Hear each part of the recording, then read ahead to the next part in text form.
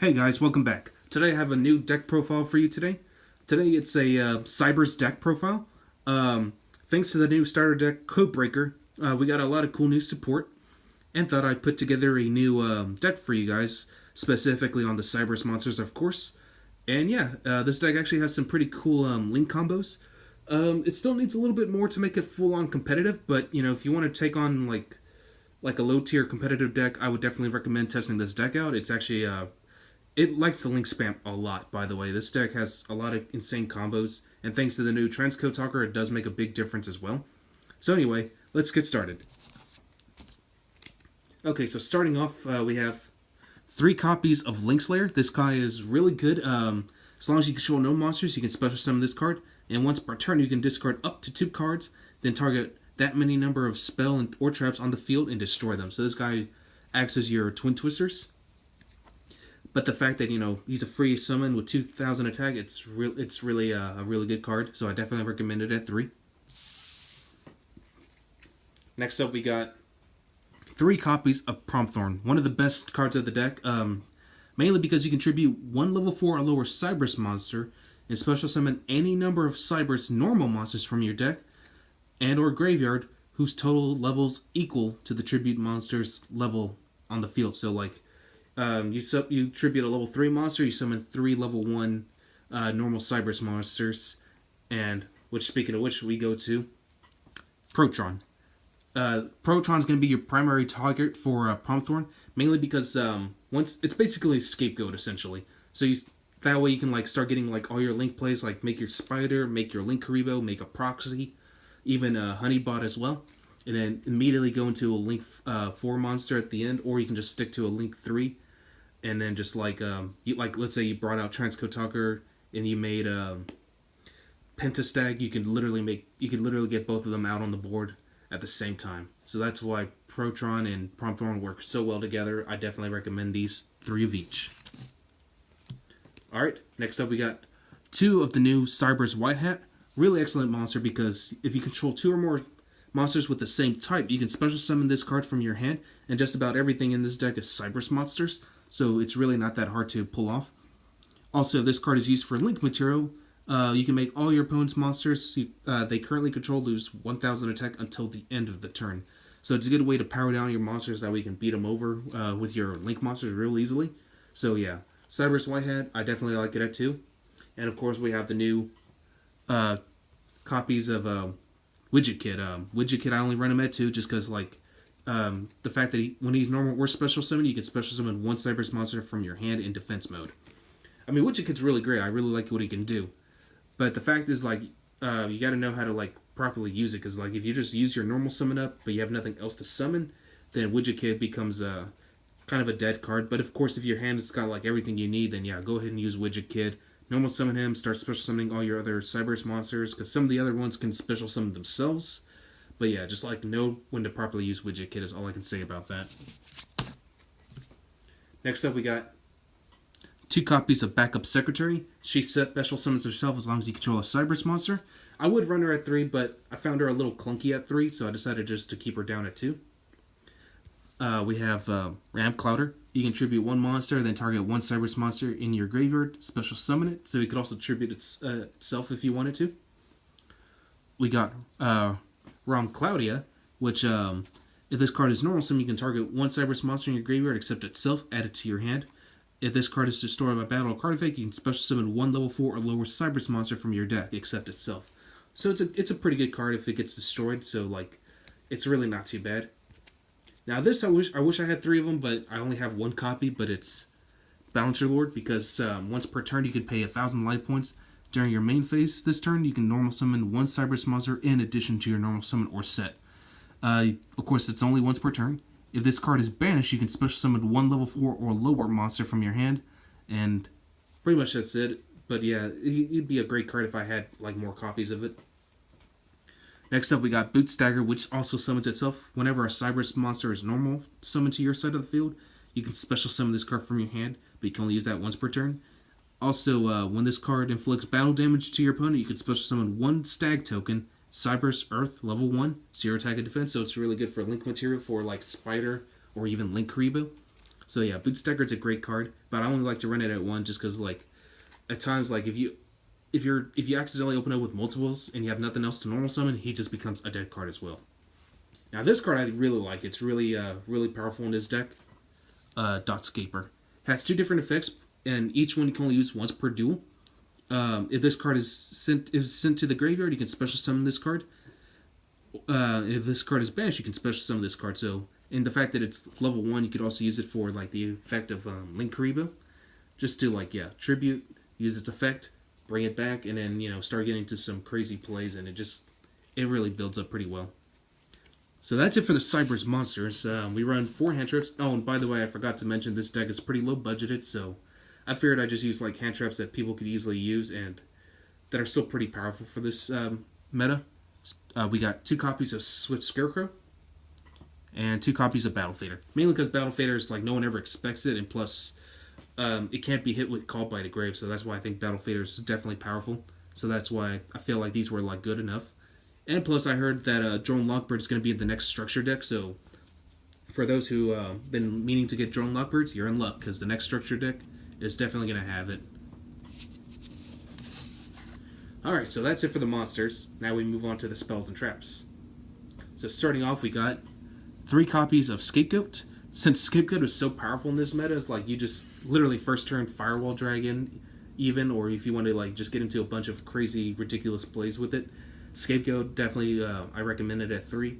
That way you can start getting your Link plays going and just keep spamming it out. Next, of course, we have 2 copies of One-Time Passcode, because tokens are so like relevant now. It's just crazy. But this special summons 1 token that's Cyberse type, so that's why it's really good. It's also got 2,000 attack and defense points, but it has to be in defense mode when you activate this card. So, but overall, it's once per turn anyway. So, but One-Time Passcode is really great just because for that purpose. We have 2 copies of Security Block. I thought this card was actually a pretty good choice because you can target 1 Cyberse monster on the field. This turn, neither player takes battle damage. Also, that monster cannot be destroyed by battle. So it's also, and it's not once per turn either. But what's great about this is that it's basically Waboku's like. So as long as like your opponent decides to power down one of your monsters, you won't have to worry about any battle damage or anything. So that's why I thought Security Block was a good choice. And then for the last of the doubles, we got Silent Recovery. Real excellent card because if a Link monster you control is destroyed by battle or by your opponent's card effects, you can target 1 monster in your graveyard except the Link's monster and special summon it in defense mode. But you can only use this effect once per turn. But I thought Silent Recovery was a pretty decent continuous spell. The fact that you can always keep a monster on board, so that's why I thought to run it. Next up, we got 1 Mystical Space Typhoon, 1 Foolish Burial. Monster Reborn. I thought this card was actually pretty decent because, like, whenever it comes to, like, because the fact that it lets you target 3 monsters in your graveyard, your opponent chooses 1. So it's basically Pantheism of the Monarchs, but only for revival. And, of course, your opponent chooses 1, and you special summon it. And if you do, banish the rest. So, like, or if you could do it this way, if you, choose any other 2 monsters and your Dotscaper, but your opponent chooses to, like, let you have the Protron, for example, Dotscaper will be able to special summon itself if your opponent chooses to banish it, because so that's why I think Monster Reborn is actually pretty good for this deck. And of course we still have the original Monster Reborn. And then for the only traps we run, we got 3 copies of Torrential Tribute, just because like board wiping is kind of an essential need, but you got to do it fast. You can't just that's why Regeki is not as good as in this format as it was in the previous format. So like if you go first, you set your Torrential Tributes, but your opponent decides to start going off, like let's say Goki's for example, you got to get rid of those boards before he gets to complete them, because otherwise you're not going to be able to break the boards. So that's it for the main deck. So let's move on to the extra deck. Starting off, we got 2 copies of Link Spider. Real excellent card because like it just requires 1 normal monster to summon it, and once per turn you can special summon 1 level 4 or lower normal monster from your hand. So like, in case if you accidentally open up with one of your Protrons, at least you have a way to bring out another one. Of course, we got Link Karibo. Really powerful card. I can see like why everyone was hyping for it when it got reprinted, so I'm pretty happy with it too. But yeah, Link Karibo just requires 1 level 1 level monster, or 1 level 1 monster. I'm sorry. When an opponent monster declares an attack, you can tribute this card and change that opponent's monster's attack to 0 until the end of the turn. If this card in your graveyard, quick effect, you can tribute one level 1 monster, special summon this card, and you can only use this effect once per turn. Next we got Pentastag. If your linked monster attacks a defense position monster, you can inflict piercing damage. So really great card. We can finally start seeing this card in having some plays now. Honeybot just requires 2 Cyberse monsters. The other player can target monsters this card points to with effects, and those monsters cannot be destroyed by battle. So I think Honeybot's actually pretty good. We got Binary Sorceress, which requires 2 monsters except tokens, but great thing about this card is that it has 2 different effects when it's co-linked. When it's co-linked to one monster, when a monster is co-linked to this card, battles an opponent's monster, inflicts battle damage to them, you get to regain life points, and if it's 2 monsters, once per turn quick effect, you can target 2 face-up monsters you control until the end of the turn, half the attack of one monster, and if you do, add that lost attack to the other monster, so it's not too bad. We also got Proxy Dragon. Just requires 2 monsters in general, so you can literally just use the tokens. If a monster you control would be destroyed by battle or card effect, you can destroy one monster this card points to instead, but generally you don't use it for that, you just use it for more link material. We got Underclock Taker. And let's see what else we got. Oh yeah, we got Trigate Wizard, which is very used a lot in this format, actually, I noticed. But if it's co-linked to 3, you can negate and banish a card when your opponent activates a card effect.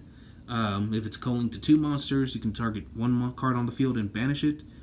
And if a monster is co-linked to just 1, or this is co-linked to just 1 monster, any battle damage you inflict is doubled. So, really good card. I think a Trigate Wizard's definitely relevant. We got Deco Talker, which is fairly standard. And let's just go and make the second row. Next up, we got Inco Talker, which came out in the previous Link Structure deck. Before damage calculation, if your monster this card points to battles an opponent's monster with higher attack, you can make that monster unable to be destroyed by battle. Also, you take no battle damage from that battle. After damage calculation, have this card or one monster it points to gain attack points equal to the attack that you would have taken from the from damage you would have taken until the end of the turn. So it's actually not too bad. So like literally attack with 1 monster, use Inco Talker's effect, and then give him the attack strength, and then just like, yeah, it's just pretty decent. Of course, we have Transcode Talker, which is really good in this format. Well, it's going to be a lot better now because Cyberse monsters can easily abuse this effect. But while this card is co-linked and all co-linked monsters to it gain 500 attack points, also they cannot be targeted with card effects. Once per turn, you can target 1 link monster or lower, 1 link 3 or lower Cyberse link monster in your graveyard, except Transcode Talker, and special summon it to a zone this card points to. But you can't special summon any other monsters except Cyberse monsters, which naturally isn't a problem because everything else is Cyberse anyway. We got the new Topologic Gumblar Dragon. It has a pretty nasty effect. If another monster is special summoned to a zone this card points to, while this monster is on the field, discard 1 or 2 random cards in your opponent's 1 or 2 random cards, and then your opponent has to discard the same number of cards. And during your main phase, if this card is extra linked, your opponent has to at least discard 1 card from their hand, and if they have no cards remaining in their hand, you inflict 3,000 points of damage to them. So it's a pretty nasty card, and Gokis are definitely going to start taking advantage of it. Temporarily, I'm running Saryuja's Skuldred. I know it's not Cyberse, but you know, Saryuja is still pretty powerful. If you use 4 monsters of different names to summon it, you can draw 4 cards, but place 3 at the bottom of the deck, and so on and so on. And of course, since this is basically Playmaker's deck, we use Firewall Dragon, of course, which is so busted. But yeah, Firewall Dragon's really great. Definitely recommend picking this up. So anyway, that's all I got for you guys today. I hope you guys enjoyed this deck profile, and definitely give it a try. And I'll see you guys again next time. And sorry if I bumped the camera.